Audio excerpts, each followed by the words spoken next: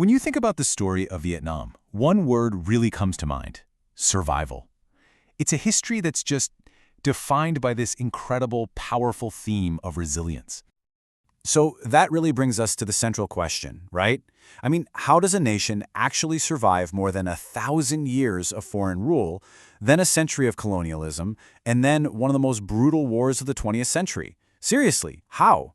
Well, that's exactly the story we're going to unpack. All right, so let's dive in. Our story has to start with the first major chapter, and it is a long one.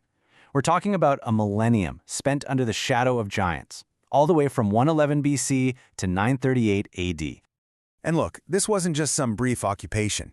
We are talking about more than 1,000 years, kicking off with the Han Dynasty's conquest way back in 111 BC. But here's the thing. Throughout that entire period, there was this constant, simmering theme of resistance. It just kept building, you know? From these early rebellions all the way to a final decisive victory. Okay, so what's really fascinating about this period is how it created these legendary national heroes. And you can't talk about this era without talking about the Trung Sisters. I mean, wow. In 40 AD, they led one of the very first, most significant uprisings against foreign rule. They even managed to set up a short-lived independent state. To this day, they are the symbols of Vietnamese defiance.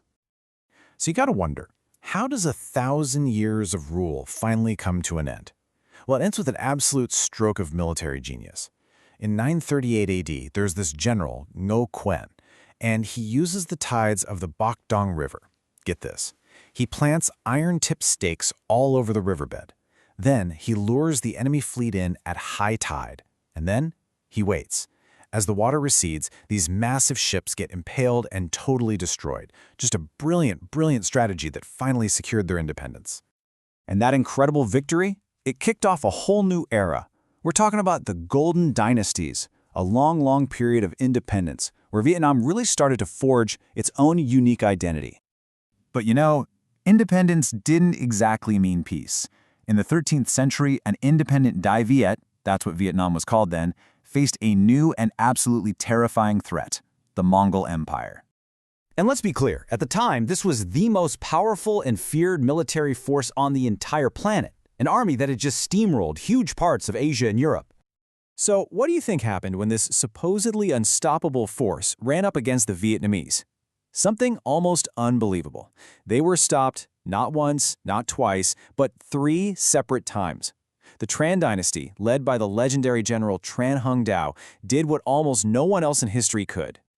And you know, this era wasn't just about warfare. Not at all. It was a golden age of nation building. They established a centralized government, founded their very first university, and get this, they enacted something called the Hong Duc Legal Code. This was a set of laws so progressive for its time, it actually protected women's property and inheritance rights. At the same time, they started their southward expansion, a policy that would literally shape the map of the country for centuries to come. But of course, this golden age of independence, well, it wasn't going to last forever. A new global power was on the rise, and its arrival was about to kick off the next major chapter in Vietnam's long struggle: colonial rule. When the French arrived, they didn't just conquer Vietnam, they systematically dismantled it. I mean, they literally carved the country into 3 separate regions: the colony of Cochinchina down south, and then the protectorates of Annam and Tonkin. It was a classic divide-and-rule strategy, right? All designed to break down that national identity. But out of this oppression, a new generation of nationalists rose up, and that movement was really defined by one man, Ho Chi Minh. You can see his entire life's quest right here, from trying to petition for self-determination at Versailles back in 1919, to founding the Viet Minh, and then finally declaring Vietnam's independence in 1945. A lifelong fight.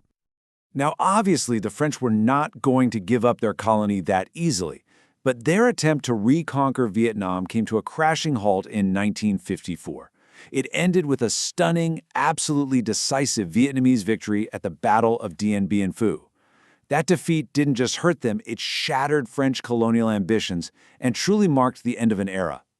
But, and this is the tragic part of the story, the end of one war was just the beginning of another. The next chapter is the War for Reunification, and it was an absolutely brutal conflict that raged from 1955 all the way to 1975. A huge turning point in this war was the Tet Offensive in 1968. And what's so fascinating about it is this paradox. See, on the battlefield, militarily, it was a tactical defeat for North Vietnam. They took heavy losses. But psychologically, it was a massive strategic victory. It absolutely shattered the belief back in America that the war was winnable and just poured fuel on the fire of the anti-war movement. And behind that psychological shift was just a staggering human cost.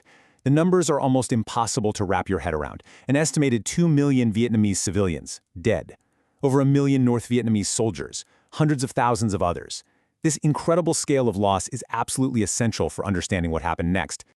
So after reunification finally happened in 1975, the country was just exhausted. It was on the very brink of collapse. And that brings us to our next crucial section, the Great Renovation. Okay, so by 1986, things were dire. Inflation was soaring. The economy was in absolute ruins. Vietnam's leaders had to do something, and they made a truly radical decision. They launched a policy called Doi Moi, which means renovation. This was a complete fundamental shift away from a rigid, centrally planned economy to what they called a socialist-oriented market economy.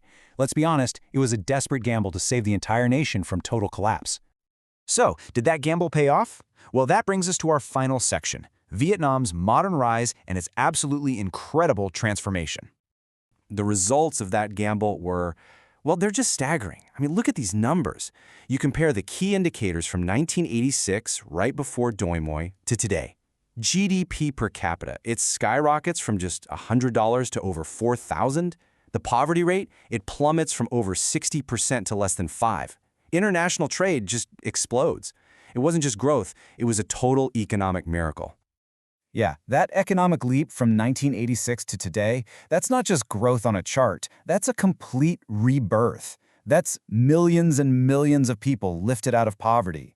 That's a nation putting itself firmly on the global stage. Which really just leaves us with one final thought.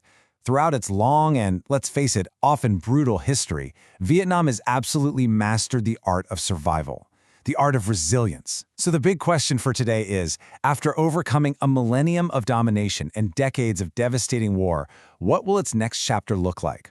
Especially now, as it faces totally modern challenges like climate change and inequality. You know, if its history has taught us anything, it's that this is a challenge the nation is uniquely prepared to meet.